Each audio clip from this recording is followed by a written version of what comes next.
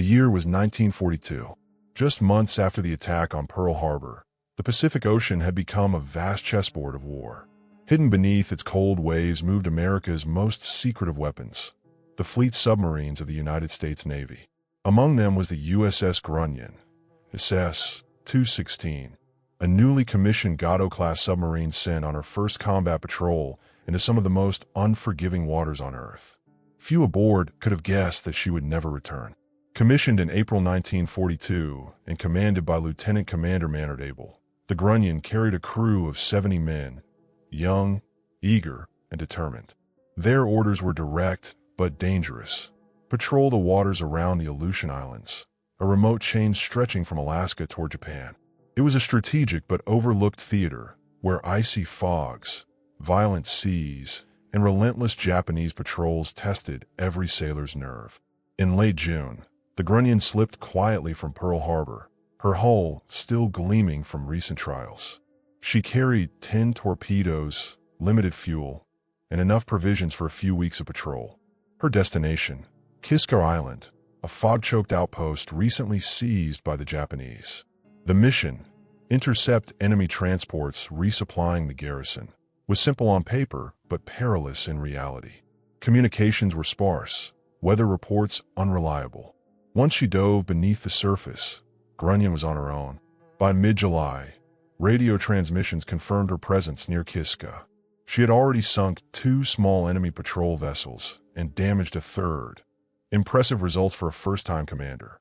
Yet, even in victory, the tone of her last messages suggested unease. Sighted enemy. Her final coded transmission read on July 30th. Engaging now. Then silence. The Aleutian campaign was unlike any other front. Temperatures often hovered near freezing, and fog could reduce visibility to mere yards. Crews spoke of ghost ships appearing and vanishing in the mist, though these were merely illusions of light and fear. For submariners, depth perception was life or death. One misjudged dive could send the steel hull crashing into unseen underwater cliffs, while a single well-placed depth charge from an enemy destroyer could tear the vessel apart. In a 1942 diary entry, a fellow submarine officer from the USS Triton described the conditions. The cold bites through every layer. When the fog rolls in, the sea feels like it's closing around you, alive, waiting. Such words echoed the silent dread shared across the submarine service, a mixture of courage and claustrophobia.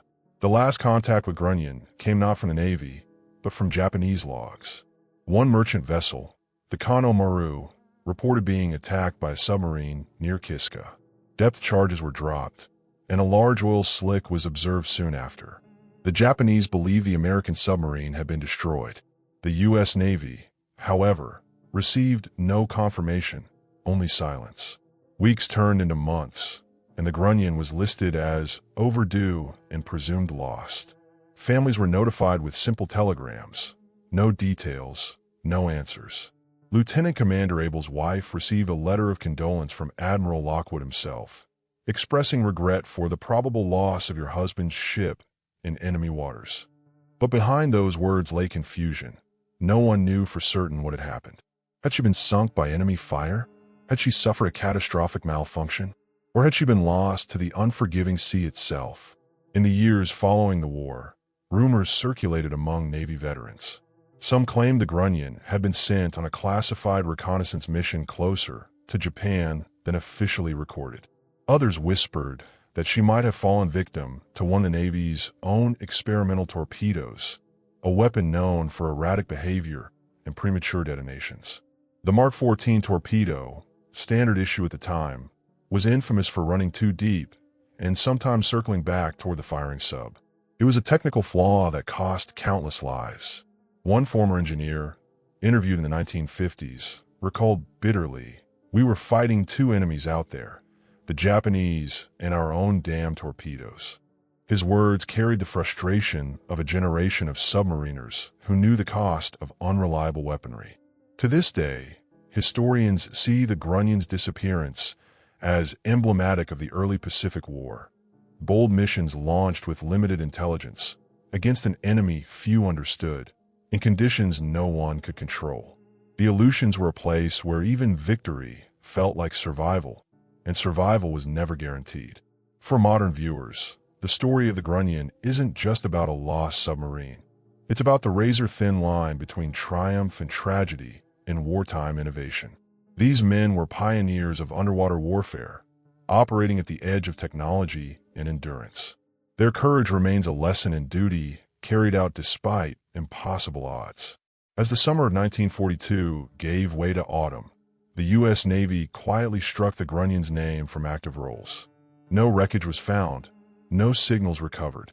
She had simply vanished into the Aleutian depths, leaving behind a silence deeper than the sea itself. But mysteries in wartime rarely stay buried forever. Decades later, fragments of reports and whispers of discovery would begin to surface, hints that the story of the Grunion was far from over. By August 1942, the Aleutian Islands had become one of the most treacherous theaters of the Pacific War, a remote, icy battleground few Americans had ever heard of. The USS Grunion's disappearance was just one of many tragedies unfolding beneath those turbulent waters. Yet even as the Navy quietly marked her as lost, strange and unverified reports began filtering in from both Allied and Japanese sources, hinting that something more had happened. The Aleutian campaign was brutal in its simplicity, a desperate struggle for control of barren islands wrapped in fog. U.S. submarines like the Grunion were tasked with cutting off Japanese supply lines to Kiska and Attu, small volcanic outposts that had suddenly become stepping stones to the North Pacific. These subs operated far from support, using only their radar, intuition, and a patchy stream of intelligence gathered for broken enemy codes. Survivors from other American boats patrolling the area described hearing distant explosions and seeing black plumes on the horizon in late July 1942, the same week Grunion vanished. It sounded like a depth charge run, one officer from the USSS, 18 later recalled. But the timing didn't fit any of our known operations.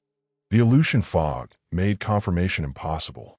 For days afterward, a faint oil slick was reported drifting near Kiska, slowly dispersing into the gray sea. When the Navy's after-action reports were reviewed, inconsistencies appeared. Japanese records mentioned attacking a submarine near Kiska on July 30th, but there was no solid evidence it was the Grunion.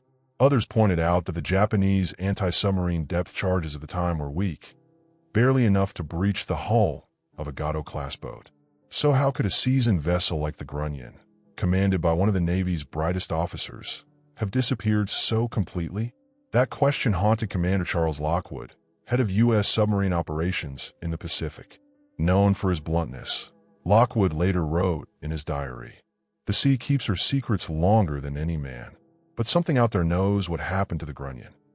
His frustration was shared by the Navy's technical division, which had already begun questioning the reliability of the Mark 14 torpedo, the same weapon the Grunion carried on her first and only patrol. The crew's families clung to rumors that the submarine might have been captured, or that she had surfaced on a distant shore. In reality, no such miracle occurred. The frigid waters around Kiska were among the deadliest on Earth. Temperatures often hovered near freezing, and storms could rise without warning, tossing even destroyers like toys. For submariners trapped beneath the surface, a mechanical failure, an engine leak, a jammed ballast tank, or a misfired torpedo could be fatal within seconds. In an internal Navy report declassified years later, a chilling note appeared. Possibility of circular run, Mark 14, under investigation. The Mark 14 had a known defect. It could curve in a full loop and strike the very submarine that launched it. For decades, this was denied by manufacturers and overlooked by command. But the wreckage of other submarines found later confirmed the pattern. If Grunion had fired such a torpedo in shallow water, her fate may have been sealed by her own armament. To the men who served beneath those waves, it was an unspoken horror. "We called it the steel coffin," one veteran later said. Every dive, you wondered if it was the ocean or your own torpedo that would take you down. The submariner's courage wasn't in the act of combat. It was in facing the unknown every time they submerged. By late 1942, rumors began spreading among submarine crews that Grunion had been on a classified intelligence-gathering mission, possibly to intercept Japanese communications near the northern shipping routes.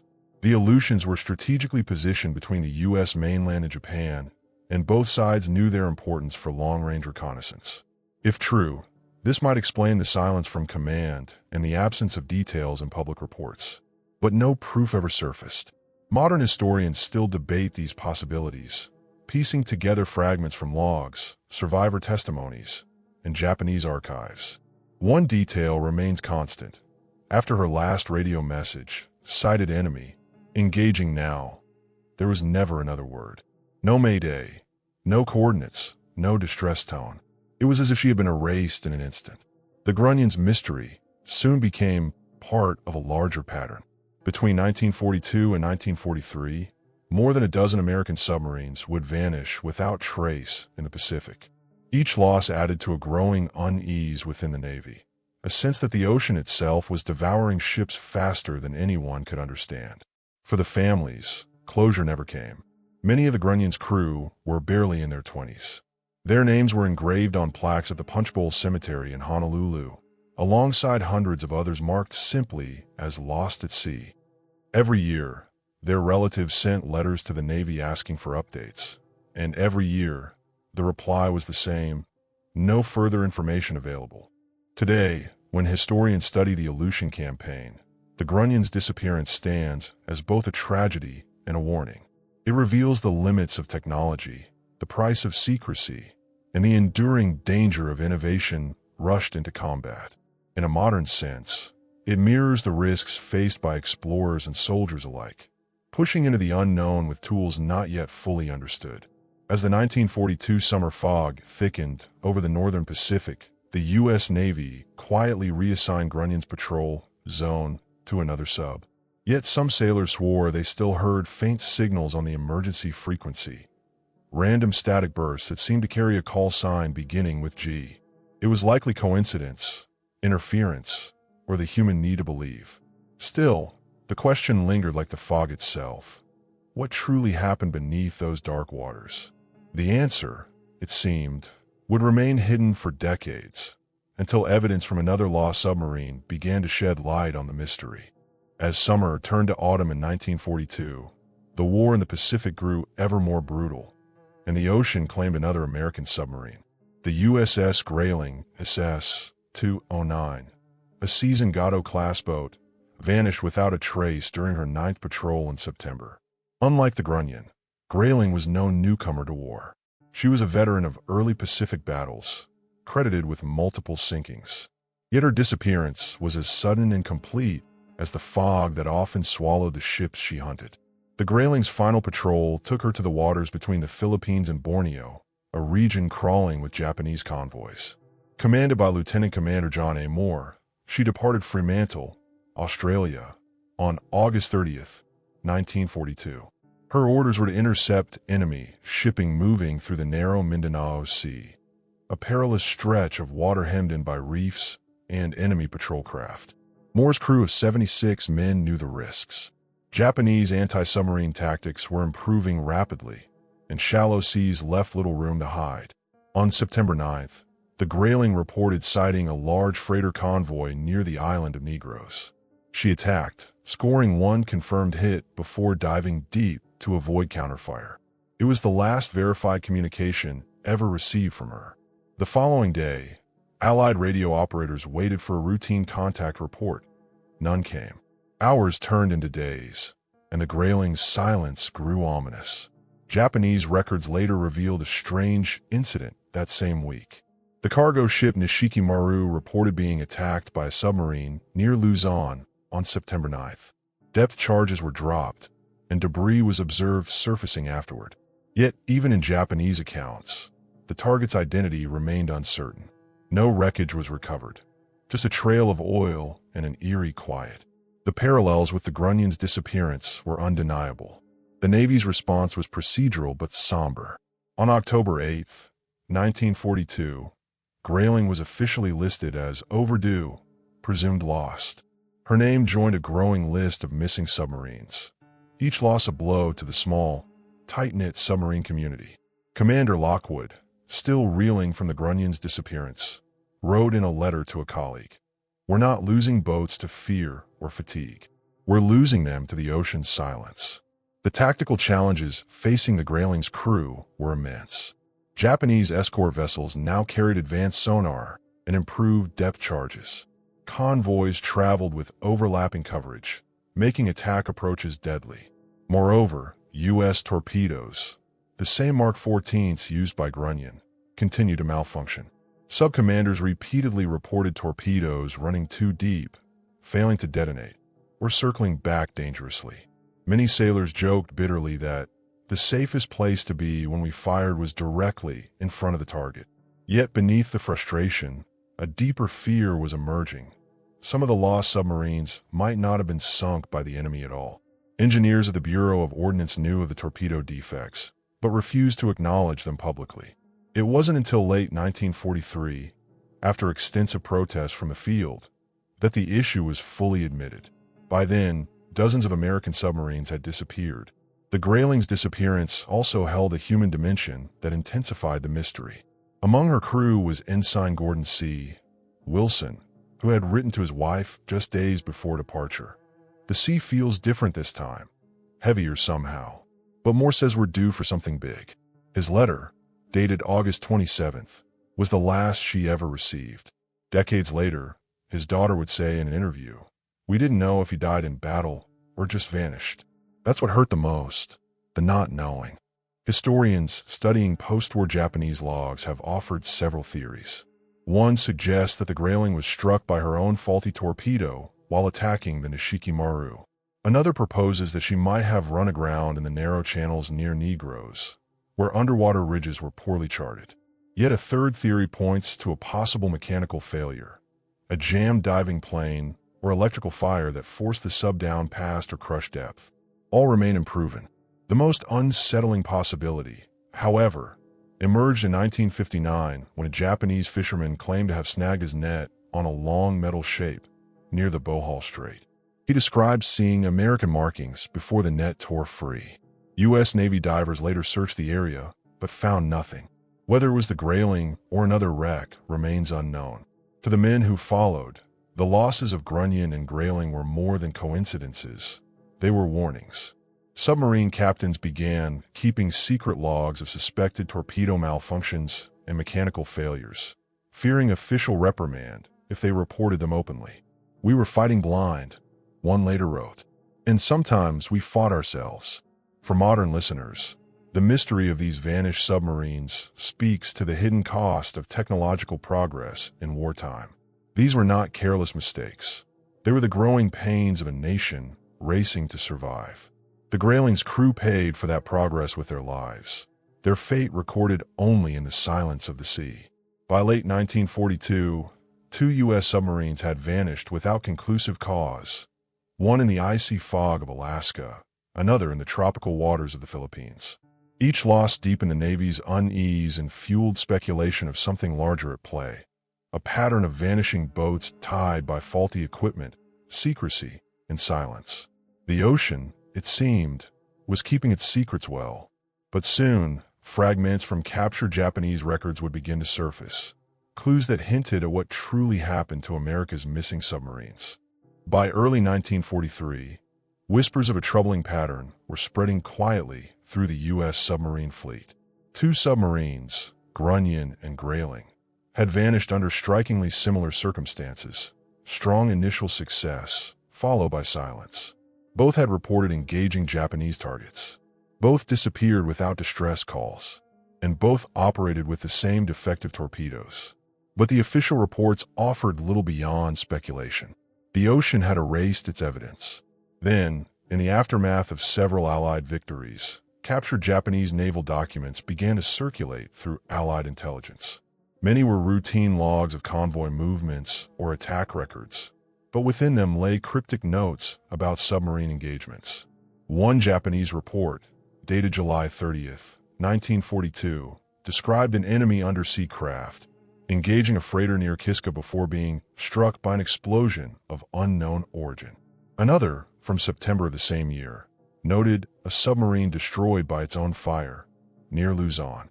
These details, though sparse, reignited old questions.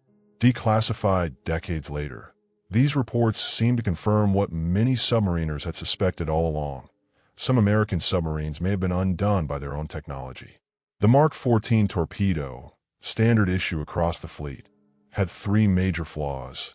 It ran deeper than set, its magnetic detonator often failed, and in rare cases, it turned in a deadly circle. These defects had been reported as early as 1941, but were dismissed by the Bureau of Ordnance as operator error. It wasn't until mid-1943 that Admiral Lockwood himself ordered independent testing. The results were damning. One post-war memo summarized it bluntly.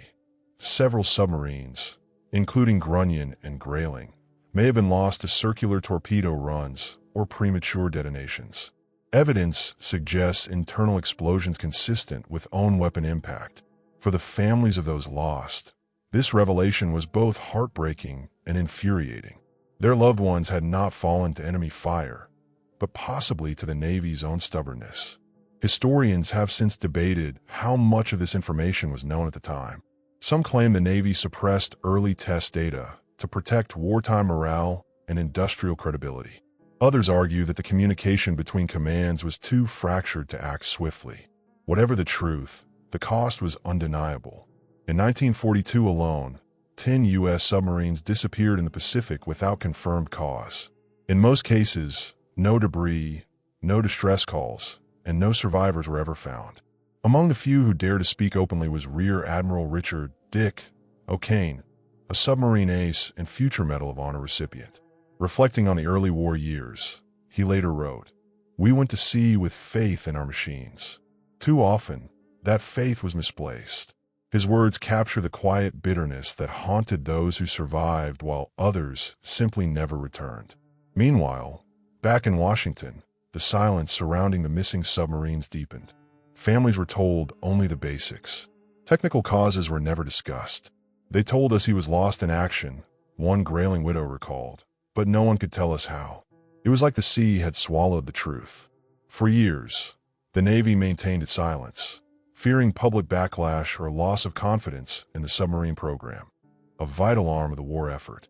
The Pacific Ocean itself, however, offered no such restraint. Wrecks from both sides of the conflict continued to appear on sonar decades later, silent metal shapes resting on the seabed. Some bore unmistakable scars, inward-blown pressure hulls, shattered bow sections, or torpedo tubes burst from within. Marine archaeologists, working in the Aleutians and the Philippines, began to suspect that several wrecks matched the pattern of self-destruction described in the captured Japanese reports. But the mystery wasn't entirely mechanical. Another layer involved secrecy. During the same period, U.S. submarines were being used in covert reconnaissance roles, landing small intelligence teams, monitoring radio traffic, and even photographing enemy coastlines. It's possible that at least one of the vanished submarines, such as Grunion, was diverted on a classified mission not recorded in official patrol logs. Such missions were often erased from archives after the war. The truth may have vanished with them. To the public, the idea of disappeared submarines became a haunting symbol of wartime uncertainty. For the men who served, it was a constant reminder of the risks they faced in silence. No medals could honor those who never came home. No speeches could fill the void their absence left. Today, these mysteries serve as lessons in humility. Even the mightiest fleets are vulnerable, not just to enemy fire, but to the flaws of their own making. In a modern world where technology continues to outpace understanding, the vanished submarines of 1942 stand as a warning. Progress always carries a price. As 1943 unfolded, the Navy finally confronted its torpedo problem and corrected it, but for dozens of submarines already lost, it was too late. The official files on Grunion and Grayling were quietly marked closed, presumed lost. Yet in the decades to come, deep-sea explorers would reopen those files, driven by one question: could the sea's silence finally be broken? That question would lead to a discovery more than 60 years in the making, one that would finally reveal what happened to the Grunion, and perhaps the truth behind the others. In August 2007, after 65 years of mystery, the ocean finally gave up one of its secrets. A remote-operated vehicle, descending into the black depths off Kiska Island, sent back the first unmistakable images of a long-lost American submarine. The nameplate was gone, but the shape was clear, a Gato-class hull, resting upright and eerily intact. There was no doubt, it was the USS Grunion. The discovery was not the work of a government expedition, but a family's determination. Bruce, Brad, and John Abel, sons of Lieutenant Commander Jim Abel, the Grunion's captain, had spent decades searching for their father's final resting place. Working with sonar experts and Alaskan fishermen, they traced anomalies on the seafloor near Kiska that matched the sub's dimensions. Using a remotely operated vehicle, they captured grainy footage of her remains lying more than 3,000 feet below the surface. The images told a chilling story. The Grunion's bow section was gone, blown apart. The damage pattern suggested an internal explosion, consistent with a torpedo malfunction. Her forward tubes were empty, and two of the outer doors had been forcibly ripped outward, not inward. For forensic naval analysts, the evidence was unmistakable. One of her own torpedoes likely ran in a circle and detonated on launch. The same defective Mark 14 that had haunted submarine crews across the Pacific had, it seemed, claimed yet another victim. When the Abel brothers presented their findings to the U.S. Navy, it was both a revelation and a vindication. The Navy formally recognized the wreck as the Grunion in October 2008. After decades of rumor and silence, the truth had finally surfaced, literally. She was lost not to the enemy, but to her own weapon, one historian noted. A victim of the technology she carried into battle. The discovery carried profound emotion. For the families of the 70 men aboard, the wreck was both a grave and a monument. As the remotely operated camera swept across the hull, the silence seemed almost reverent. There were no visible signs of life preservers or remains, just the cold steel that had become their tomb. It was like seeing a ghost you'd never met, Bruce Abel said. For the first time, we knew where they rested. Technical investigators confirmed what wartime commanders had long suspected but could never prove. The Mark 14 torpedo's flawed gyroscope system could misalign by several degrees, causing a deadly loop pattern at short range. The Navy had known of such malfunctions as early as 1941, but wartime pressures and bureaucratic inertia delayed corrective action for years. For the men of the Grunion, that delay had been fatal.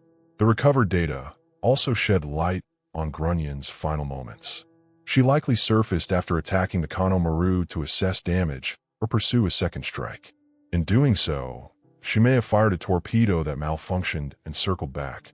The subsequent explosion breached the forward compartments, sending the submarine into a rapid, uncontrollable descent. Within minutes, the pressure at 3,000 feet would have crushed her hull, leaving no chance of escape. For naval historians, the find was more than closure. It was a key piece of a larger puzzle of the vanished submarines. If Grunion had indeed fallen to her own torpedo, then how many others had shared her fate without proof?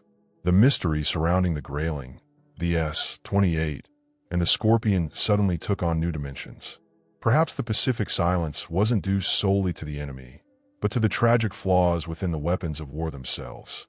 When asked what the discovery meant to him, Bruce Abel offered words that carried both pride and sorrow. Dad always believed in doing his duty, even knowing the risks. Finding him doesn't erase the loss, but it honors the truth. His statement echoed across veteran circles and naval institutions, a reminder that closure in war rarely comes without pain. In the years following the discovery, divers and marine archaeologists continued exploring the wreck in cooperation with the U.S. Navy. They mapped the site, documented her condition, and confirmed that no remains would be disturbed. The Grunion was officially designated a war grave. A small ceremony held aboard the USS Alaska in 2008 honored her crew. As taps played, the sea lay calm, its secrets, for once, shared rather than hidden. For modern audiences, the story of the Grunion's discovery stands as a testament to perseverance, both technological and human. It reminds us that history is not static. It waits, buried in the silence of the deep, until someone is willing to look closely enough to listen. And yet, even with the Grunion found, the mystery was not fully solved. Other submarines, Grayling, Trout, Runner, remain missing, their fates unknown. The sea had returned one name, but withheld the rest. As the cameras withdrew from the wreck and the image faded into the abyss, a question lingered. If the Grunion story could be uncovered after 6 decades, how many others still waited, unseen, in the darkness below? That question would drive a new generation of explorers and historians to keep searching. Because for the families of the vanished submarines, closure was never just about answers. It was about bringing the silence home. Today, more than 80 years after the war began, the Pacific Ocean still holds the secrets of dozens of vanished U.S. submarines. The Grunion's discovery in 2007 offered one answer, but it also deepened a larger mystery. Of the 52 American submarines lost during World War II, at least 10 for 1942 alone remain missing. Each carries its own story of courage, innovation, and uncertainty beneath the waves. In recent decades, a quiet alliance of historians, naval veterans, and deep-sea explorers has taken up the search. Using side-scan sonar, autonomous underwater vehicles, and satellite mapping, teams have identified wrecks thousands of feet below the surface. Some discoveries confirmed long-held suspicions: submarines sunk by mines, others destroyed in depth-charge ambushes. But many, too many, still bear unexplained scars. Outward blown hatches, imploded compartments, or fractured bow sections that hint at internal explosions. The shadow of the Mark 14 torpedo still lingers in the evidence. Among the missing is the USS Grayling, SS-209, last heard from near the Philippines in September 1942. Multiple expeditions have searched the Mindanao Sea and Sulu regions, but shifting seabeds and volcanic terrain make detection nearly impossible. Japanese records suggest a submarine may have been destroyed by its own malfunctioning weapon near the same coordinates. But without physical confirmation, the truth remains just out of reach. For the families, hope persists that one day, the sonar screen will finally reveal her resting place. For naval historians, these disappearances underscore a painful reality. Wartime innovation often outpaces understanding. Submarine warfare was still in its infancy in 1942. Commanders fought with untested technology under relentless pressure to deliver results. The men who went to sea in those early boats were not just warriors, they were pioneers. They learned, suffered, and sometimes vanished so that others might survive. Admiral Lockwood's haunting wartime reflection captures it best. Our boats fight a silent war, and sometimes the sea wins. Modern researchers see in these vanished vessels more than tragedy. They see lessons that still matter. In an era of unmanned submarines, artificial intelligence, and autonomous warfare, the human element remains constant. Courage in the face of uncertainty. The story of the Grunion reminds us that progress always carries risk, and that accountability, no matter how delayed, is essential to honor those who serve. Each time a wreck is discovered, whether it's the Wahoo near La Parao Strait, the Robalo in the Sulu Sea, or the Grunion off Kiska, it reopens a chapter of history once thought closed. Under the waves, these submarines rest as steel-time capsules, silent witnesses to both triumph and tragedy. Each sonar ping, each image pulled from the deep, connects the present to a past that refuses to stay buried. In 2020, a joint U.S. Japanese expedition returned to the Aleutians to survey newly detected wrecks near Attu. Among them was the outline of another submarine, identity still unconfirmed. Could it be one of the missing 1942 patrols? No one knows yet, but the hunt continues. Every expedition brings us closer to understanding, and every unanswered question fuels another search. For the families of the lost, these efforts are more than historical. They're deeply personal. Memorials from Pearl Harbor to Portsmouth now include interactive displays where descendants can trace patrol routes, view underwater footage, and read final messages sent before radio silence. One inscription reads, "They fought beneath the sea so that others might live above it." It's a sentiment that still resonates, especially among the aging veterans who remember those years firsthand. As the camera of a modern ROV drifts past the rusted hulls of these long-lost submarines, there's no sound but the low hum of machinery and the slow heartbeat of the deep. No voices, no alarms, only the echo of history. For every submarine found, there remain others that have not been, waiting silently in the dark, their stories unfinished. The vanished submarines of 1942 are more than wartime relics. They are reminders of human endurance, fallibility, and a high cost of progress. They challenge us to look deeper, to learn from silence, and to listen to what history still whispers from the deep.